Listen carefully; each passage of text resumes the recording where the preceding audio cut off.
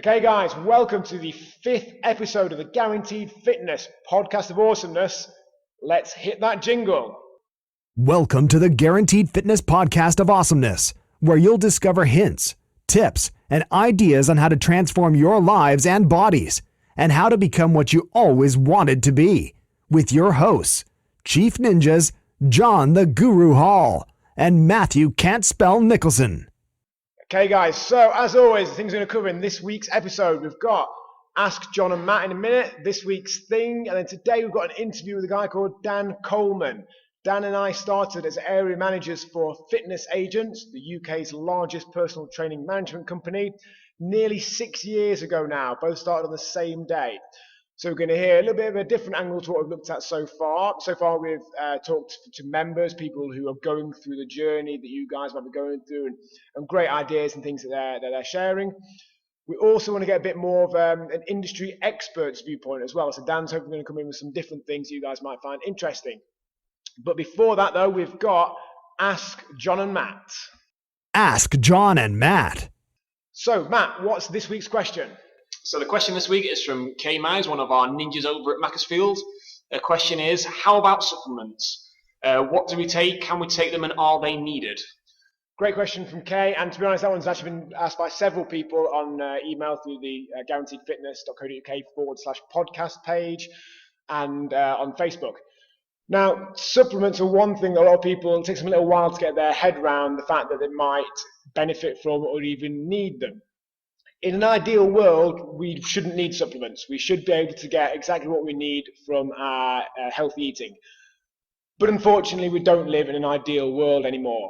Some research shows that the nutritional content of soy in some areas can be as low as 7% of what it was 100 years ago. So even if we're eating as healthily as our great-great-grandparents did, we can potentially be getting 7% of the vitamins and minerals that they were. Also, as well, there's lots of toxicity in the environment. Our estrogen balance in the tap water in this country is the highest in the whole world. Our tap water will be illegal in Canada, America, Australia, New Zealand, and various other developed countries from an estrogen level perspective. So to my mind, we don't need them, we won't die without them, but they are hugely beneficial. Another thing as well that people often have to get their head around about supplements is they might look at the government's recommended daily allowance, RDA, of certain vitamins and minerals and think, I'm getting that, so I'm okay. But RDA we often refer to as a recommended deficiency allowance. It's how much you need really to stop you getting ill from a lack of it. It's not necessarily how much is the optimal level of that particular thing.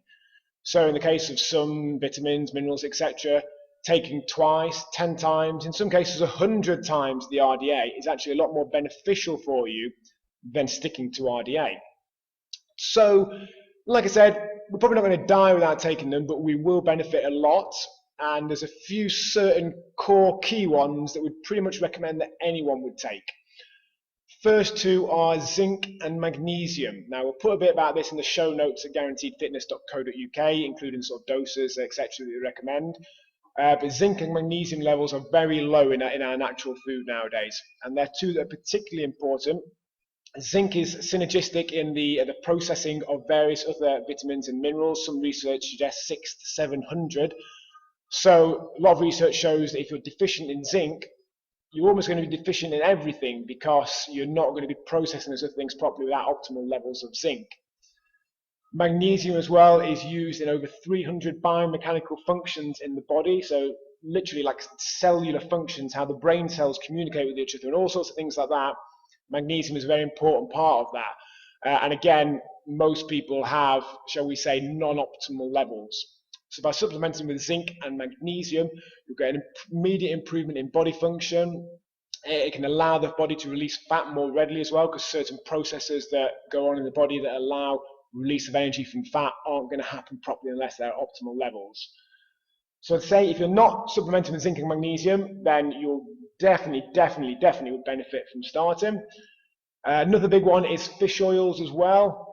You'll probably have all heard the various research that shows that fish oils can help with mental intelligence. They also help massively as well with insulin sensitivity.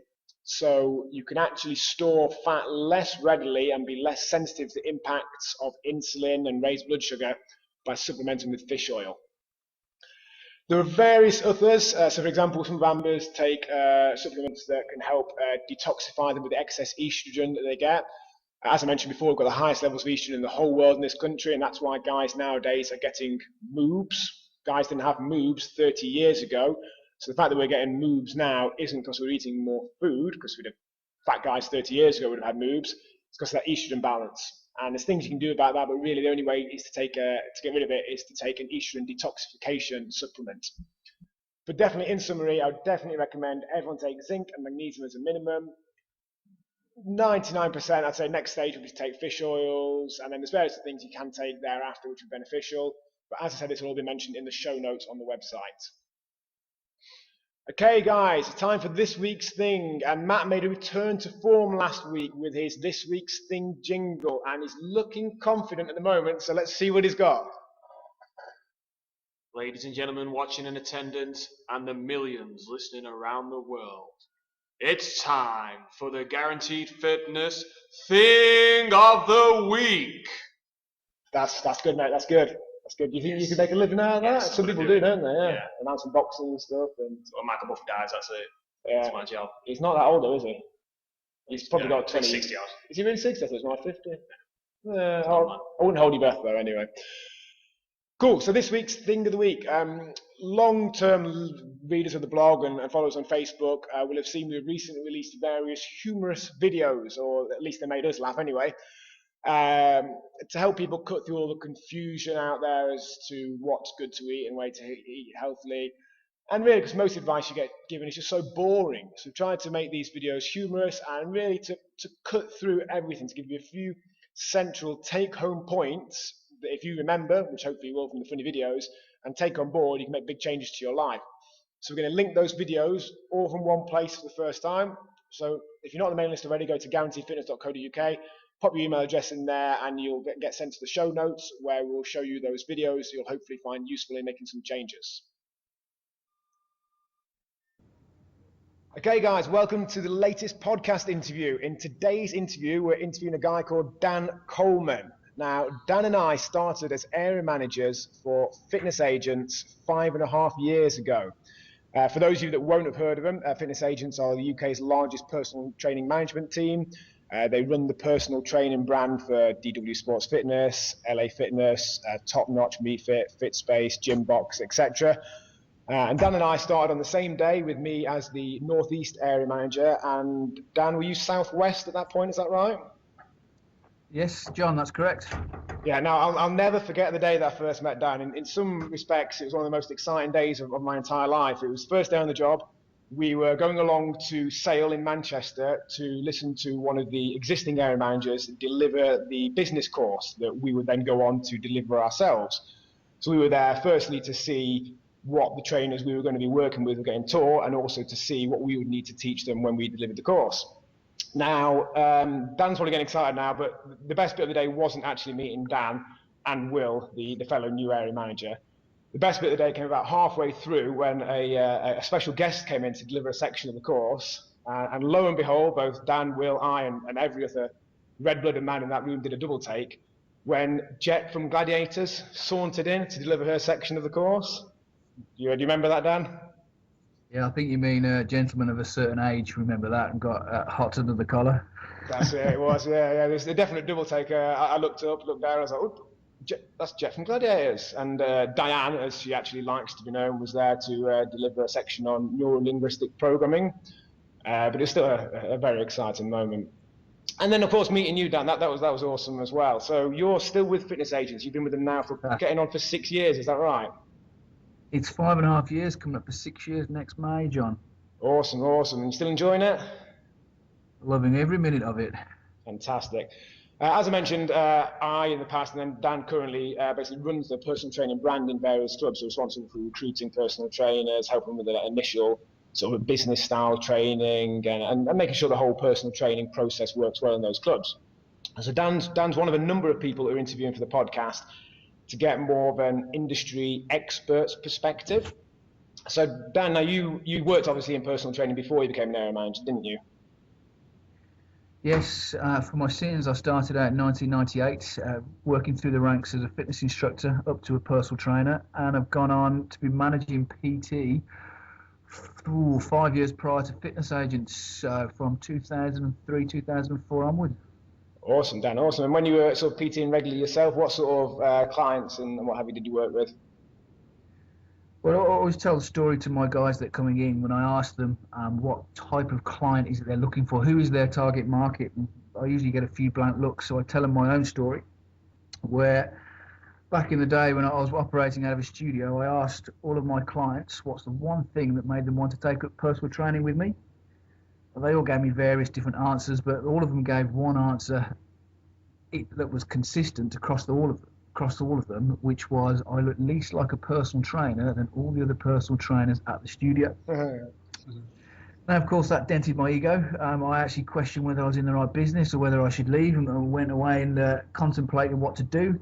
But then sat back and looked at my client base, and at that time I had a young lad who was 15 years old who had a pacemaker, who I was teaching to box. I had a lot of severely overweight people who were obviously looking to bring their weight into control. I had ex-car crash victims, and in general, a lot of people that had some psychological issues as well as their health issues. And I realised that they'd come to me because they needed help, and my counselling skills were at the forefront. And from that basis, I realised that what my target market was, and ended up heading more down the rehabilitation route to add in those counselling skills as well. And that's how it all began. Awesome stuff. Now, I think you'll definitely be able to pass on some useful gems to people that listen to this, because pretty much what we focus on at Guaranteed Fitness is helping people change their mindsets, their thought processes, self-limiting beliefs, habits, and that sort of stuff. We're not the sort of trainers that stand there and shout at you and then tell you to work harder and eat less food and what have you. We're more about helping change those thought processes. So what words of wisdom have you got, Dan, for, say, your average person in the street who's tried in the past to lose weight, eat less food, do a bit more exercise, but struggles with it? What sort of advice could you give them? Hey, don't be afraid to ask for support. You can't do what you want to do on your own. The key thing is finding a trainer that will listen to you. A trainer that will listen to you, then take you at your own pace and move you forward at your own pace is gold dust. There are a lot of trainers out there that are more money orientated than actually achieving the goal of the client, and not realizing that every client is bespoke. So if you are out there and struggling, there is help available. It's just finding the key people to get you on track. Yeah, awesome, good stuff, Dan. And then, so based on like the average person in the street who's got the sort of the average diet, you know, the toast, porridge, cereal, orange juice for breakfast, sandwich for lunch, pasta meal, etc. for tea. Based on like the average person in the street, what would you advise them to change about their nutrition, would you say? Change it little and often. Their nutrition can have a complete overhaul, but trying to change your nutrition all in one go isn't going to work, and will probably put your body into a state where you won't want to continue with it. So don't try and change the wheel all in one go. Do it step by step. But in order to answer your question more coherently, depending on what you want to achieve, is look at the balance, whether it be calories or the different food compositions that you're putting in meet your required daily activity and your required goals for whatever weight it is you want to lose. Of course, yeah. A good word you mentioned there was balance. Now, what we always talk about at Guaranteed Fitness is the balanced diet, and to us, balanced diet is the most misused term there is out there. You see supposed experts talking about balanced diet, and what they're recommending is just full of crap. It's full of sugar, it's full of processed starches and what have you. So we're very big on helping people get that balance. You mentioned there about macronutrients. We generally recommend they move towards something like a third of their energy from protein, a third from fat, and a third from carbs, which is a massive improvement on the average, where people come in with, say, 75% carbs, a little bit of fat, and next to no protein. Dan, you said about the psychological issues that you found with some clients. Now, that once you get past that, I've found the barriers are down and you can really start to help that person. What tips would you give to someone who has kind of a mental block with mainly like a nutrition, or they feel like they can't do anything? What advice would you give to them people? First point, taking it slow. Remember, it's going at their pace, not your pace. Some people come to sessions, they're not prepared for the session, or they want to hear the advice, but they don't want to heed the advice. So it's literally taking it day by day and asking them to monitor and letting them understand that they can make mistakes. For example, an alcoholic doesn't necessarily stop drinking completely and may fall off the wagon now and again. And it's exactly the same with your nutrition. It is a lifestyle change, and you will make steps, small steps daily and bigger steps weekly, monthly, so on and so forth. But it doesn't matter if you fall back, and it doesn't matter if you have a week or 2 weeks where you fall off the wagon, so to speak. It's about the choices that you make after that and how you recover, and understanding how that makes you feel in order to heed your progression. And for it to become a habit and a lifestyle change, that's going to take time and support. Yeah, definitely. And one thing we've mentioned recently in one of the blogs that we sent out was talking about people working through the whole, screw it mentality. Because everyone does have moments where they fall off the wagon, as you said there. They have bad days where they eat or drink not in line with the way that they're planning on going forward. And for a lot of people, that's it. That's the weekend or the week or the month written off. And a great analogy that I heard recently that I made in this blog was that if you dropped your phone and broke it, you wouldn't think, oh, screw it, and then stamp on it. You'd put it into perspective and think, damage has been caused, but it can be fixed. Exactly the same with when people fall off the wagon. We always say to them realize that it's all part of that overall forward progress. If it's 2 steps forward, 1 step back, you will continue to go in the right direction. Yeah, I think you're right. A lot of people look at it as taking that, but they want to take that whole step forward. They don't understand that it's a gradual change over time, and that these things will happen. Like you said, the key thing is just don't worry about it. Just keep moving forward. And I generally always find as well, both from my own experience and from working with people, that the further forward you continue to go, almost the easier it becomes. The way your thought processes, the way you perceive things start to change, and eventually it almost gets to the stage where you can't quite remember the way you used to think. So for people that haven't read my blogs before or heard any of this stuff, I was overweight myself until it's about 12 years ago now, and I tried to lose weight, and it was always an effort. I was always having to restrict things and try harder and what have you.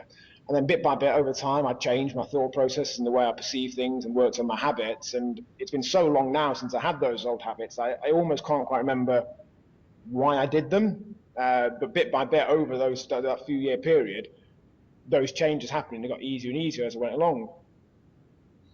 Yeah, I think you're absolutely right. I think people 100% always look for things to change, but at the start when they have this mindset that good food doesn't taste nice or healthy food tastes horrible, then you're having these conversations, how am I going to give up McDonald's, but I like this bag of chips? And then once you get 3 months, 6 months, 9 months, 12 months down the line, people are still critical and still analysing their diet, but they're then talking to you, I only had 7 glasses of water today. I didn't have my 8th glass of water. And you have to kind of step back and laugh to say, well, you've still got the same mindset about what you're eating, it's just now you've got the mindset about healthy stuff because we're getting closer and closer towards your goal. And that's when you have to put it into perspective and relay it right back to, this is what you're thinking, but this is how far you've come. We keep going the way that we're going, this is how far we can now go forward. Awesome. That's about instilling that lifestyle change, as we said.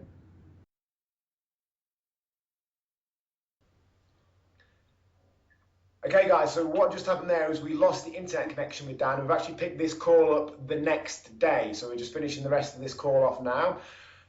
You may have noticed an improvement in the sound quality because we've actually had a brand new microphone delivered in the meantime. So you've probably gone from having average sound quality before to hopefully this sounds a lot more clear, but what the heck, we'll finish it off. So Dan, I think we were just up to talking about the different sort of options within the fitness industry, different trainers coming in, and we were talking about how there's some fantastic trainers out there, some great coaches that can help transform people's lives, but there's also the opposite end of the spectrum, shall we say. Yes, we were, John. Main reason being that some of these guys, it's straightforward to get their qualification, and they kind of take that as a means that they're this great PT. What they don't understand is our industry is ever changing, and the more you learn, the less you know. And what you knew last year may be a bit different to the year after. And the standards, once you're in the industry, are pretty much left to self-management. So the key thing for clients when they're looking for a personal trainer is checking out what their other clients say about them, and not so much what they say, but how they look and are they achieving results and have they done it injury-free. Yeah, of course. Yeah, I mean, there definitely is a fairly low barrier to entry in the fitness industry, and it means that pretty much anyone with half a brain can get into it. So again, while there are great trainers and coaches out there who get fantastic results, there are some at the opposite end of the spectrum. Unfortunately, really, I think on average, and I'm sure you probably agree, Dan, that the average quality of the average person in the fitness industry is fairly low. 10,000 new people qualify each year, and some research suggests that only 20% of them are still working as personal trainers a year later. Now, that can't just be down to the economy and what have you. It's the successful trainers, those that get great results and continue. There is a lot of, to be kind, rubbish coming into the fitness industry. So definitely, if you're someone out there who's looking to work with a specialist, with a coach, with a personal trainer, exactly what Dan said there, look at their track record of producing results with people, the physical changes they've made, the lifestyle changes they've made with them, and as Dan said, have they done it injury-free as well? No, absolutely. You find that there's 60% that don't even make it. Fitness industry's big business. Let's not take away from the fact that yes, it's qualifying people, but it's not the same as doing physiotherapy or osteopath, where the people are doing lengthy courses and having to do apprenticeships once they finish their courses. PT certificates can be fairly straightforward to ascertain. And I think, unfortunately, as well, the training providers as well have quite variable quality in terms of the people they have taken the courses. So, for example, Dan, I don't know if I ever told you this story, when I was an area manager, I had a trainer that came on board in one of my clubs. He didn't last very long. I'll tell you how long he lasted in a minute. But a few months later, when I was up at Newcastle dealing with one of the training providers up there, I found out he was taking the course. So he was teaching new personal trainers how to be a personal trainer. And have a guess, Dan, how long do you think his personal trainer career was? How long do you think he lasted in the position that he was with us? Well, I've had similar stories. I can imagine he came in, couldn't make it work, so maybe in there 6 weeks, and then now he's off to training the guys coming back into the business. It was 3 hours, Dan, 3 hours. He started on a Monday morning, he'd gone by lunchtime. I spoke to the club on the Wednesday, and they said they hadn't seen him since. Got hold of him, and he said, oh no, couldn't make him go over, no business there. And a few weeks later, he's training new personal trainers, which sort of says it all, doesn't it? But for those guys at home, like I said, there are some fantastic coaches out there. There are some really good ones. So make sure you do your homework. Make sure you end up with someone who's got, a track record. They don't have to be in the industry for decades, but the time they've been in the industry, they've got a good track record for helping people, producing results, injury-free, helping them with their whole lifestyle as well, rather than just, prescribing them exercises to do.